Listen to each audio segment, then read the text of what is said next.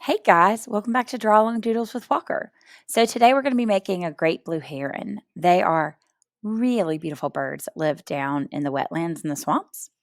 And they have such a cool body with a long neck. So we're going to make him kind of squunched up like he is when he's resting.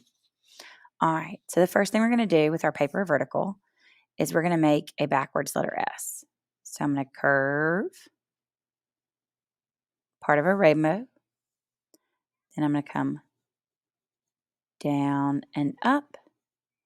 So that almost looks like a bent paper clip. Then I'm going to hook this around. And then I'm going to wave down. Okay. Now we're going to make the other side of that. So right here in the middle of this first big bump, we're going to come bump up, and then we're going to come curve around down. We're trying to keep about a similar thickness until you get down about to the middle of his belly. And then once we get down here, we're going to use this part right here for his wing.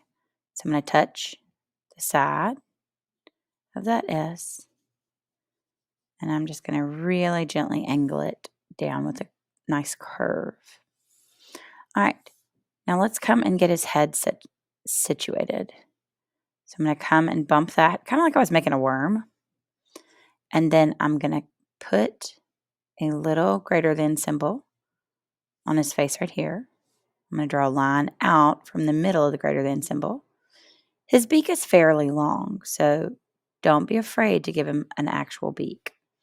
I'll come down from the greater than symbol and up from the greater than symbol. All right, now his eye is close behind that, and it has a little spot where it is blue, where it looks different. So it's not an exact eye shape. It's not like, a football like we think of human eyes, but instead it's a little bit elongated. Okay, now he has feathers on his head. So I'm going to come make arch and in. There's one feather, that's the bottom. And then I'm going to arch along and curve up and then come back in. That's his second feather that's standing upwards. Okay, let's get his other wing. So we're going to curve out and down. This one is going to come in a little bit. Then we're going to come from this side and let it come in a little bit. And we're going to get one more tiny little feather down there. Okay, now his legs are situated a little bit further front on his body. So we're going to draw a rectangle down, a rectangle down. He has kind of knobbly knees, so we'll put a circle right here. And then we're going to draw the rest of his legs down.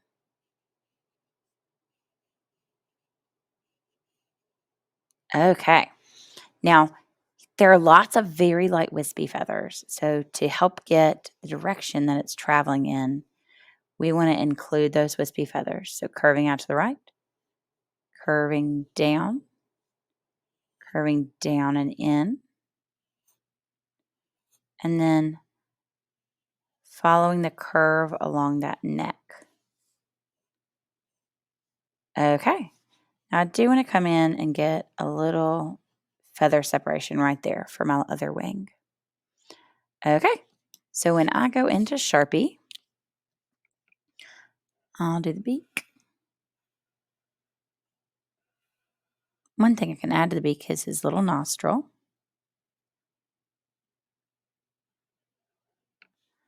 I'll get the first feather, the second feather, and then I will follow where his neck is. And right here I see it's attaching up to the wing. So I will get that.